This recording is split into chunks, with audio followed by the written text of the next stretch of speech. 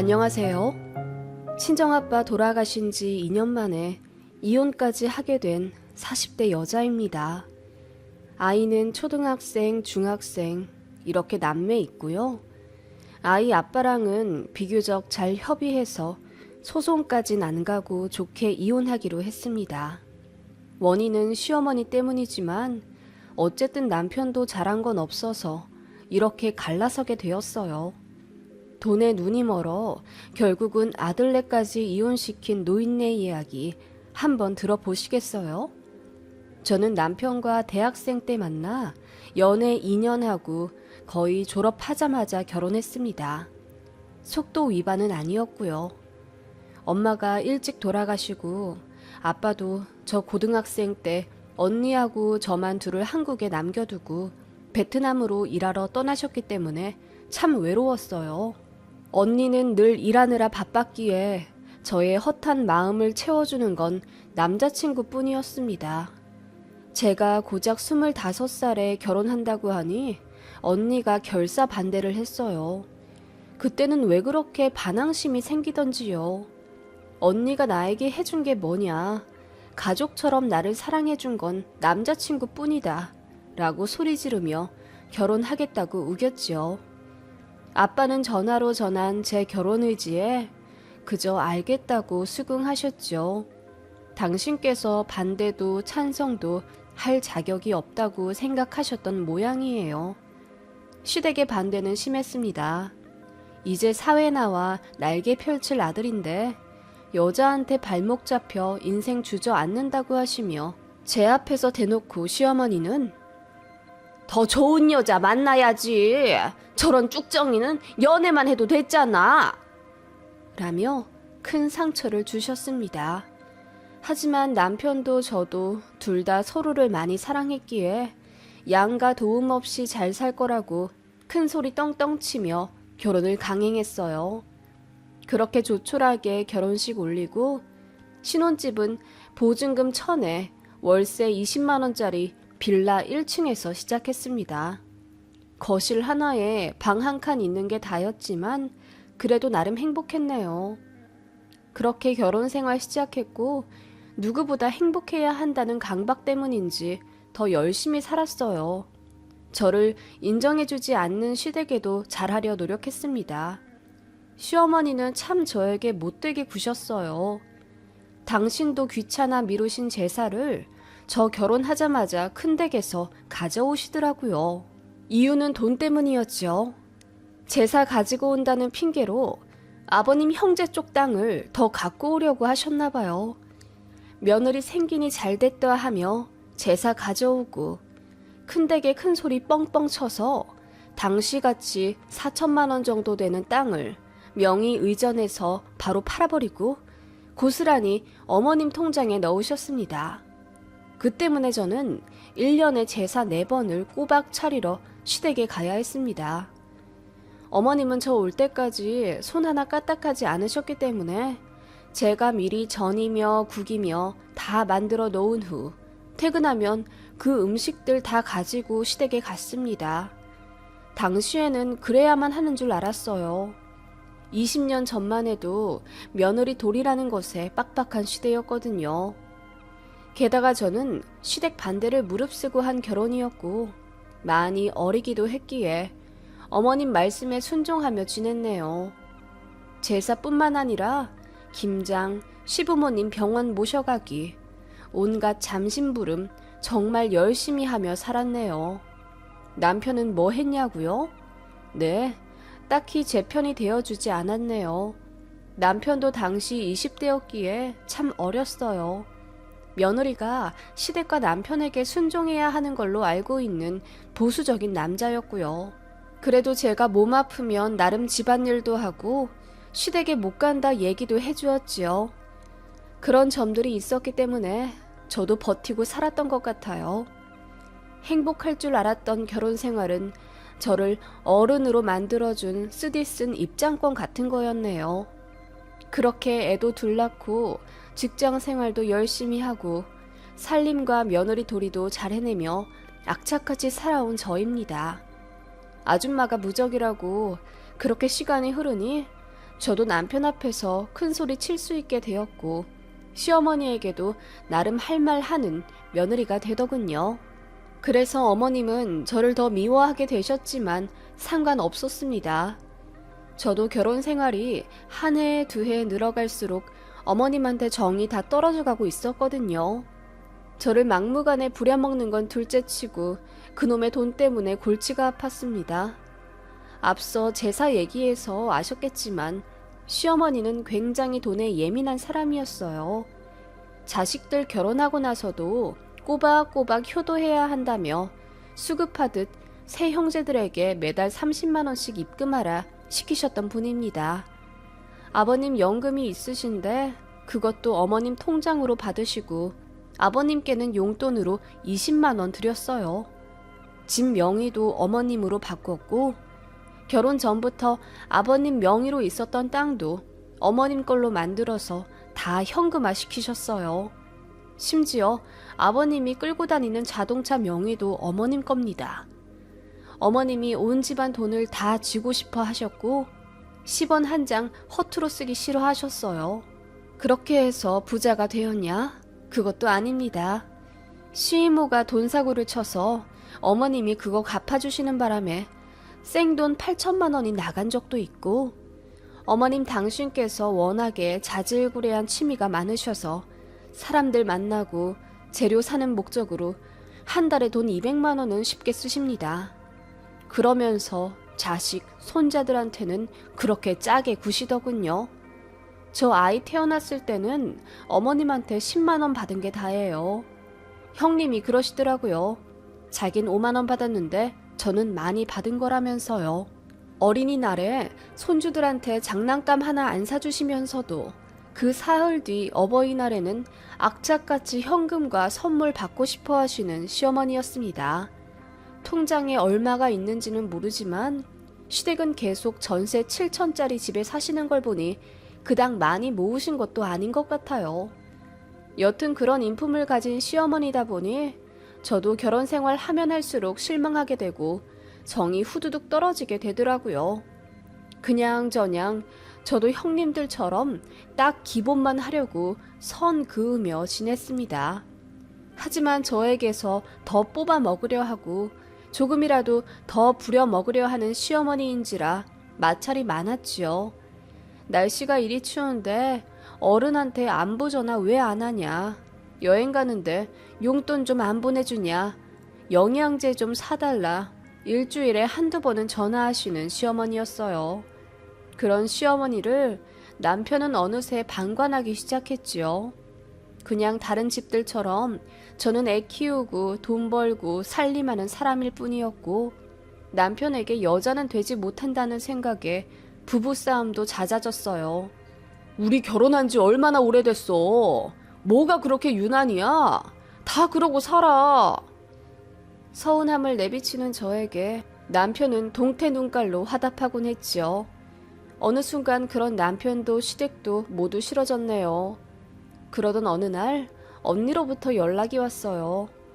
베트남에 계신 아버지가 몸이 안 좋아 병원에 계시는데 모시고 와야겠다고 하더라고요. 깜짝 놀랐어요. 항상 건강하신 아빠였거든요. 부랴부랴 연차내어 언니가 베트남으로 갔고 그곳 병원에서 마주한 아버지를 보고 저는 그만 눈물을 펑펑 흘리고 말았습니다. 기골이 장대하던 사내는 어디 가고 뼈만 앙상하게 남은 아버지였어요.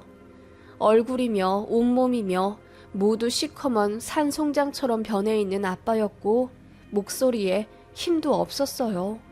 급성 간경화라고 하더군요. 거기서도 손 쓸 방법이 없어 급하게 아빠를 한국으로 모셔왔어요. 언니네 집이 저희 집보다 더 넓고 쾌적해 일단 그곳으로 모셨고 제가 주말마다 언니네 집으로 가서 아빠를 보살폈습니다. 입원과 외래를 반복하며 6개월간 아빠를 돌봤지만 결국 갑작스레 돌아가셨어요. 엄마도 안 계시는데 아빠마저 돌아가시니 이제 진정한 고아가 되었다는 생각에 언니 붙잡고 땅이 꺼지도록 울었네요. 아빠에게도 죄송했지만 언니에게도 미안함이 밀물처럼 몰려왔습니다. 그간 왜 언니 말을 듣지 않았을까? 내 하나뿐인 혈육인데 왜 그렇게 반항만 하려 했었던 걸까? 싶어서 후회도 막심했습니다. 그런 언니를 의지하며 아버지 장례식을 조촐하게 치렀어요. 시댁 가족들도 조문하러 와주었지요. 그날만큼은 어머님께도 감사했어요. 단정하게 까만 정장을 입고 제 언니 손을 잡으며 위로의 말을 해주는 시어머니에게 저도 고맙다고 인사했습니다. 그런데 그것도 잠시더군요. 식사를 끝내신 시어머니가 저를 부르더니 장례 비용은 어떻게 하니? 언니가 좀 살아? 그럼 언니 보고 대달라고 해. 라고 하시더군요. 제가 알아서 할게요, 어머님. 대답했지만 시모는 돈 문제만큼은 제대로 해야 한다며 아무리 간소화해도 장례식은 장례식인데 꽤 들어가지 않겠냐며 저를 닥달하셨습니다. 보아하니 조문객도 얼마 없는데 쌩 돈만 나간다. 언니가 잘 살면 언니한테 맡겨. 넌 동생이니까 뒤로 물러나도 돼. 그렇게는 못하죠. 장례 비용이 얼마가 나오든 간에 언니랑 저랑 같이 부담해야죠. 네 친정아빠 생전에 병원비도 한두 푼이 아니었잖니. 이제야 물어보는데 너 그동안 네 친정아빠한테 돈 얼마 썼니? 베트남에서 모시고 올 때도 비행기 값이며 밀린 병원비며 돈 많이 들었지? 시어머니는 뱀눈을 해서는 저를 째려보며 말씀하셨습니다. 어머님, 그럴 때 쓰려고 버는 돈인데 뭐 어때서요? 제가 전업이라 애들 아빠 월급만 축 내는 것도 아니고 어쩔 땐 그이보다 더 벌어요. 좀 쓸 수도 있죠. 애들 아빠가 그동안 어머님께 매달 드린 돈만 1,000만 원이 훌쩍 넘는데요. 그러자 어머님이 기분이 나쁘다는 듯 그야 우리는 시댁이잖니. 너는 친정이랑 연락도 잘 안 했으면서 새삼스레 뭘 그러니? 라며 짜증을 내시더군요. 대답도 않고 저도 제 일 하러 뒤돌았지요. 어머님은 저 몰래 이 사람 저 사람 붙잡고 물어보신 모양이었어요. 저희 친정아빠 생전 사시던 집 문제나 재산 같은 게 궁금하셨던 듯 합니다. 그러다가 저희 외가 쪽 친척분께서 무슨 얘기를 들으신 거죠. 제 친정아빠가 베트남에서 사업을 하셨고 그거 정리하면 얼추 10억은 되지 않겠냐 하셨답니다. 솔직히 말하면 사실이 아니었어요. 아빠는 베트남에서 쫄딱 망했고 다른 사람 집에서 하숙하며 일하셨습니다. 저희한테 사실대로 말하면 창피하셨던 건지 친척한테 사업한다고 말씀하셨더랍니다. 그게 10수년 전인데 친척들끼리 얘기가 와전되어 10억까지 늘어난 거죠. 시어머니가 그 얘기를 듣더니 엄청 놀라셨는지 저에게 한달음에 달려와 야, 니네 친정아빠 돈 많으셨더라? 사업한 거 정리하면 10억은 된다는데 너 알고 있었어? 그러면서 어떻게 친정아빠랑 언니하고 연락도 안 하고 지냈냐? 어머님, 무슨 말씀이세요? 그런 거 아니에요. 그런 거 아니긴? 내가 다 알아왔다. 너 내가 돈 달라고 할까봐 숨기는 거냐? 어머님은 그렇게 말씀하시며 이제부터는 언니랑 잘 지내야 한다고 신신당부하시더군요. 그런데 제가 장례식 처리 때문에 잠깐 자리 비운 사이 시어머니가 언니와 이야기를 하고 있더라고요. 둘이 할 얘기가 없을 텐데 왜 저렇게 심각한 표정으로 대화를 나누고 있나 싶어 가까이 다가가자 언니가 화를 내는 소리가 들려 깜짝 놀랐습니다. 사돈 어르신, 이건 너무 하시는 거죠? 어떻게 그런 말씀을 하세요?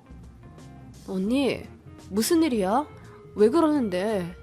아니, 내 말은 그게 아니라 우리 며느리가 사정이 안 좋아서 그래요. 그래서 그런 부탁을 한 거니까 너무 꼬아듣지 말고.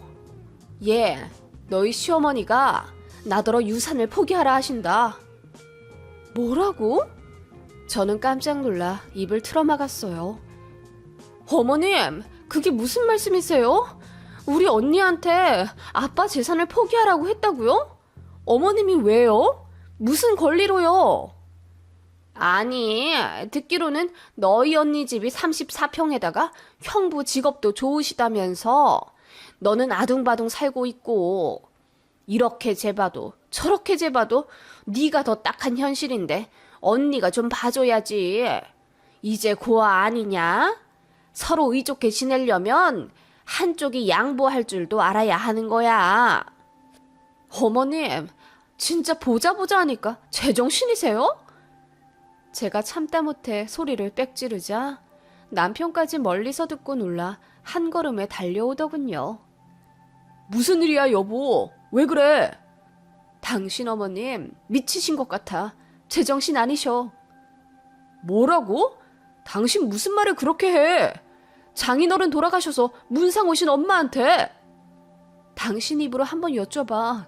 당신 엄마가 우리 언니한테 뭐라고 했는지. 그제야 남편이 엄마한테 무슨 일이냐며 자초지종 물었고 어머님은 갑자기 눈물을 쏟으시며 불쌍한 척 연기하시더라고요. 아니, 나는 그냥 둘이 재산 문제 때문에 싸울까봐 좋게 좋게 조율하라고 한마디 한 것뿐인데 쟤가 저렇게 오바해서 화를 낸다. 그래, 아버지마저 돌아가시고 고아됐으니 예민하게 들을만 하지. 내가 잘못한 거다. 너도 개의치 마라. 그 말에 남편이 불같이 화를 내며 어른이 한마디 할 수도 있지 않냐며 지엄마 편을 들더라고요.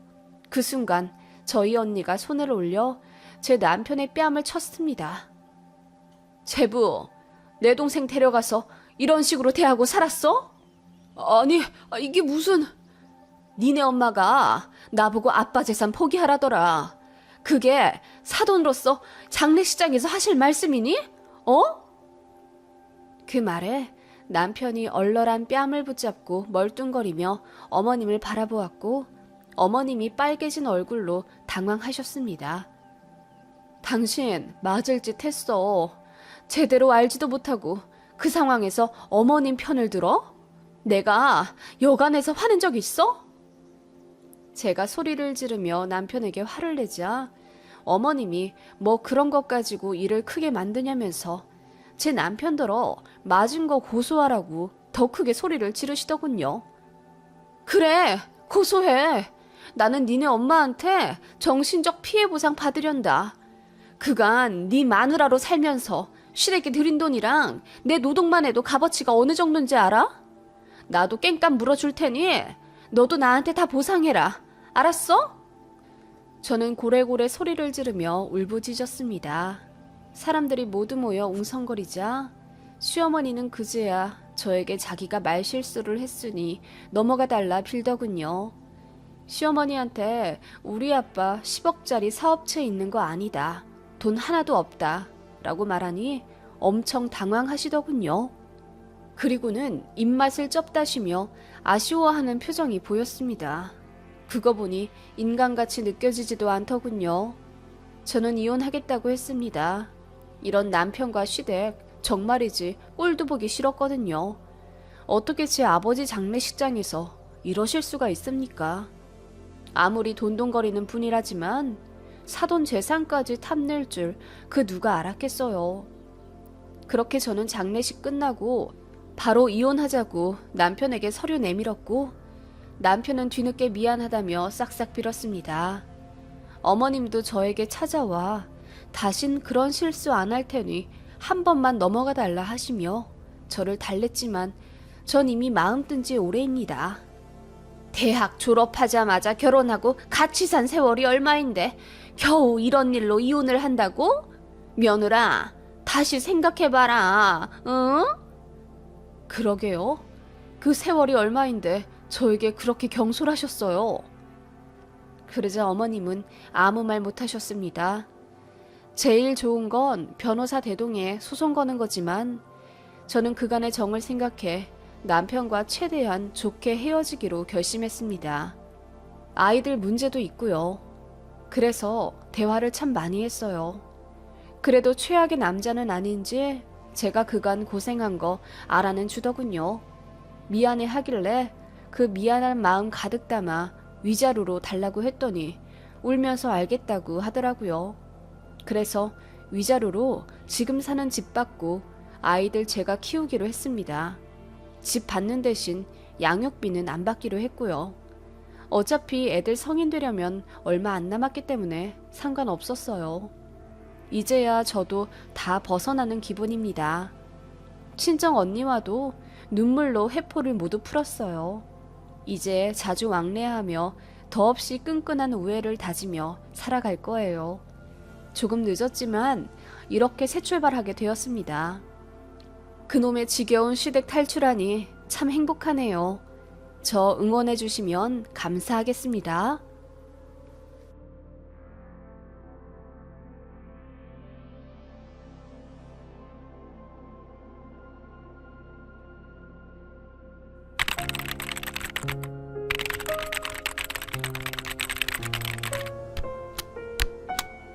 안녕하세요.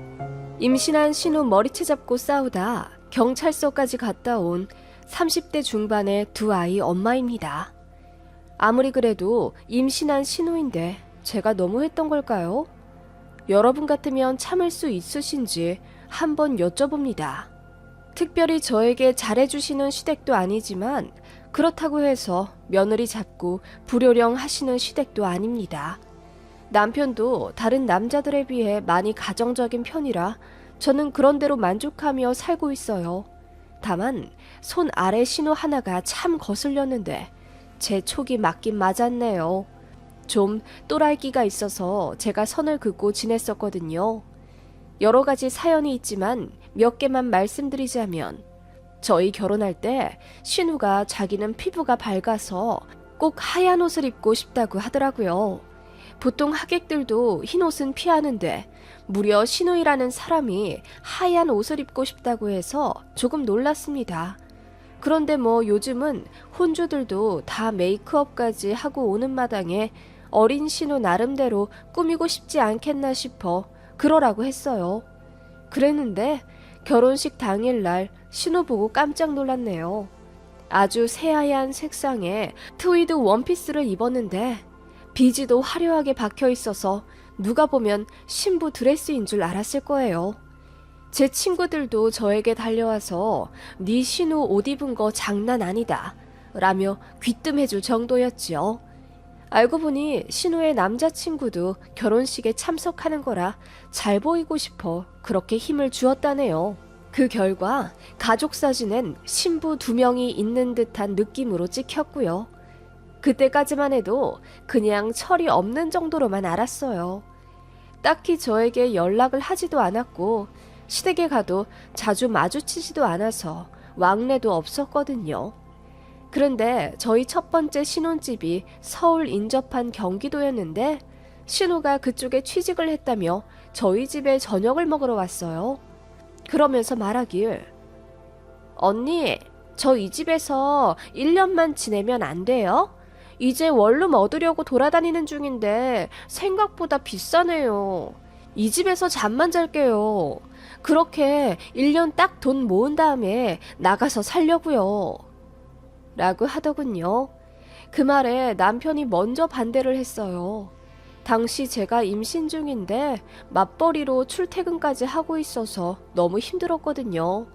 집에 신호까지 들이면 신경 쓰일 게 많으니 남편이 먼저 선수 쳐서 안 된다고 해주어서 저는 별다른 말할 것도 없었습니다. 그랬더니 신우가 서운하다면서 울고불고 난리를 치는 거예요.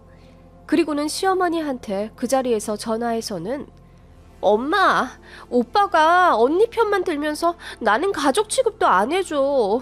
내가 1년만 살다 나간다 그랬는데 그것도 안 된다 그러네. 집에 방도 많으면서 어떻게 여동생 방 하나 안 내줄 수가 있어. 라고 하더군요. 그런데 시어머니가 전화기 너머로 뭐라 호통치는 게 들렸어요. 신우더러 헛소리 하지 말라고 혼내기도 하신 듯 하고요. 그러니까 신우가 깨갱해서는 전화 끊고 눈물도 닦고 그대로 일어나 집에 가더라고요. 저희한테 삐져서 2년 동안 연락도 안 했어요.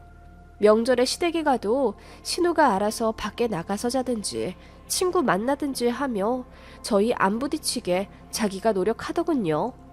그래서 저희 아이 낳았을 때도 신우가 내복 한 장 안 사줬어요. 자기 딴엔 서운할만 하겠지요. 저희가 뭐 해주지도 않았으니 본인도 조카한테 해줄 맘 없을 것 같기도 해서 바라지도 않았습니다. 그냥 그렇게 대면대면한 사이가 될 줄 알았어요. 신우랑 가까이 살기 전까지는요. 그렇게 몇 년이 흘러 제가 아이 둘을 낳고 모 신도시로 이사를 가게 되었습니다. 신우도 마침 결혼을 하게 되었고 공교롭게도 저희 사는 동네로 신우도 이사를 오게 됐어요. 이사를 계기로 신우가 저희 부부랑 다시 소통을 하게 되었고 한 달에 한두 번씩 집도 왔다 갔다 하며 지내게 됐어요. 솔직히 제가 별로라 생각하는 신우라 딱히 반갑진 않았지만 그래도 뭐 어떡하겠어요. 시댁 식구고 아예 안 보고 살 사람도 아니니 그냥 도리만 하자 싶었어요. 신우도 생각이 같았는지 뒤늦게 저희 아이들 신발도 사주고 5만 원씩 용돈도 주더군요. 저희는 매매고 신우는 전세라 2년만 살다가 다른 데 갈 거라고 하더군요. 그래서 불편한 관계도 2년이면 끝나겠구나 싶었어요. 그런데 그 2년 안에 결국 신우와 머리채 잡고 난리 나는 사단이 나고 말았네요. 신우가 임신을 했어요. 첫 아이인지라 많이 조심하더라고요. 저는 큰아이가 벌써 6살이고 둘째가 한창 손 많이 가는 3살이라 정말 정신이 하나도 없는 삶을 살고 있습니다. 둘째 어린이집 보낸 이후부터는 가게에 도움이 되고자 집에서 재택 사업도 해요. 한 달에 50에서 60만 원 버는 게 전부긴 하지만 무엇라도 한다는 것에 뿌듯하더군요. 재택 사업이긴 하지만 이틀에 한 번씩 우체국 가서 물건도 붙여야 하고 이런저런 도매거리 들여와야 해서 차가 꼭 필요합니다. 첫애 임신했을 때 중고로 그랜저를 하나 샀었는데 너무 유용히 잘 쓰고 있어요. 신우는 제가 차 가지고 다니는 걸 너무 부러워했어요. 언니, 저도 차 좀 몰고 다녀야 할까 봐요. 이제 애 태어나면 병원도 자주 다녀야 할 텐데 언제까지 택시로 다닐 수도 없는 노릇이고요. 그래요. 전 그러면 경차라도 하나 사서 끌고 다녀봐요. 그러자 신우가 기분이 상한 듯 뾰족한 표정으로 언니, 철천지 원수한테나 경차 추천하라고 하던데요. 경차가 얼마나 위험한데요. 중고로라도 중형차를 사는 게 낫죠. 언니처럼 그랜저 정도면 모를까? 라고 하더군요. 저는 그런 뜻이 아니라 어차피 동네 다닐 용도면 경차도 부담 없고 괜찮지 않나 싶어 말한 건데 신우가 그렇게 이야기하니 저도 머쓱하더군요. 아무튼 신우는 저에게 차 이야기를 한 이후로 뭔가 부탁을 자주 하기 시작했어요. 차를 타고 가야 하는 어느 맛집 음식을 포장해와 줄 수 없겠냐고 하거나 병원 가야 하는데 택시가 불편하니 데리고 가줄 수 있냐, 갑갑한데 드라이브 좀 시켜줄 수 있냐 등 자꾸 저와 제 차를 이용하는 느낌이었어요. 임산부라서 거절하기도 미안스럽더라고요. 게다가 제가 출퇴근을 안 하고 집에서 일하니 신우가 더 편하게 저에게 연락해 부탁하는 느낌이었어요.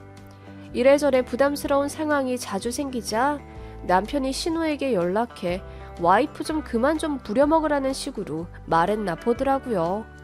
그러자 신우가 예전에도 오빠가 그런 식으로 말해서 절연할 뻔한 적 잊었냐면서 또 울고불고 난리가 났고 이번엔 스트레스 받아 하혈까지 했다면서 응급실 간 사진을 저에게 보내왔어요. 그게 진짜인진 아직도 모르겠어요. 그냥 수액 맞으러 가서 쇼한 것 같기도 해요. 아무튼 그걸 시댁에서도 아시게 되셨고 어머님이 저에게 정말 미안하지만 임신 기간 때만이라도 신우를 좀 봐줄 수 없냐고 부탁하시더라고요. 정말 이래저래 머리 터질 것 같은 나날이었어요. 임신은 신우가 했는데 왜 고생은 제가 하는지 이해가 가지 않았죠. 이러다가 애 낳으면 나한테 키워달라고 하려나 걱정까지 들면서 악몽도 수차례 꾸게 되는 지경에 이르렀지요. 신우는 시어머니까지 자기 편이 되었다고 생각했는지 뭔가 더 기세등등해져서는 이제 연락도 없이 제 집에 마음대로 쳐들어오기 시작했어요. 저는 아이들 등원시키고 편하게 일하고자 윗 속옷을 벗고 티셔츠만 입고 있는데 그럴 때 찾아와서 너무 난감했어요. 그리고 차 한 잔 달라, 과일 달라, 뭐 얻어먹으러 온 사람 마냥 제 부엌을 마구 뒤지더군요. 제가 알아서 드릴 테니 손님처럼 앉아 계시라 해도 가족인데 뭐 어때요? 언니 편하게 있어요. 라고 하니 복장이 터졌습니다. 그러다가 어느 날 신우가 이러더군요. 언니, 저 차 좀 빌려줄 수 없어요? 언니 집에서 일할 때는 차 안 쓰시잖아요. 그때만이라도 내가 차 좀 써서 마트도 가고 바람도 쐬고 그러게요. 언니 제가 자주 끌고 다녀서 힘드시다면서요. 네? 아니요, 뭐 가끔 병원 같은 데는 가드릴 순 있죠. 그리고 차를 빌려드리는 건 좀... 언니 차도 중고잖아요. 이제 연식도 좀 된 것 같은데 뭘 그리 아껴요? 언니, 제가 언니 매일 불러제끼면 언니도 피곤하시잖아요. 저 빨리 운전 연습해서 따로 다니는 게 언니도 좋지 않아요? 신우는 제 마음을 꿰뚫기라도 한 듯 여우같이 말을 하더군요. 신우 달고 다니기 귀찮은 것도 맞고 그런 신우 떼어내려면 신우가 운전 연습해야 하는 것도 맞죠. 하지만 마땅히 연습할 차가 없긴 했어요. 신우 남편 차는 오래된 SUV인데 크기가 꽤 컸고요. 제 남편은 아침에 나가서 밤에 들어오니 차를 내어줄 수가 없었고요. 이래저래 만만한 게 제 중고 그랜저였죠. 그치만 정말 빌려주기 싫더라고요. 그래서 생각해보겠다고 하니 신우가 정말 섭섭하다면서 언니, 친동생이면 생각도 않고 빌려줬겠죠. 언니 정말 너무해요. 저만 언니를 가족처럼 의지하고 있었나 봐요. 라고 하며 스트레스 받아 갑자기 배가 땡긴다고 하더군요. 기가 막혔지만 일단 집에 가서 쉬라고 하고 데려다 줬어요. 그런데 그날부터 신우가 집요하게 제 차를 빌려달라고 정말 아침 저녁으로 졸라대기 시작했어요. 빌려줄 수 없으면 마트, 병원, 아울렛 다 같이 다녀줄 수 있냐고 반 협박까지 하는 게 정말 어이가 없었지요. 그래서 제가 피하기 시작하니 신우가 더 애간장이 탔는지 이젠 저희 아이들한테 선물 공세까지 하더군요. 아주 부담스러웠죠. 그렇게 신우는 어느새 만삭이 되어갔어요.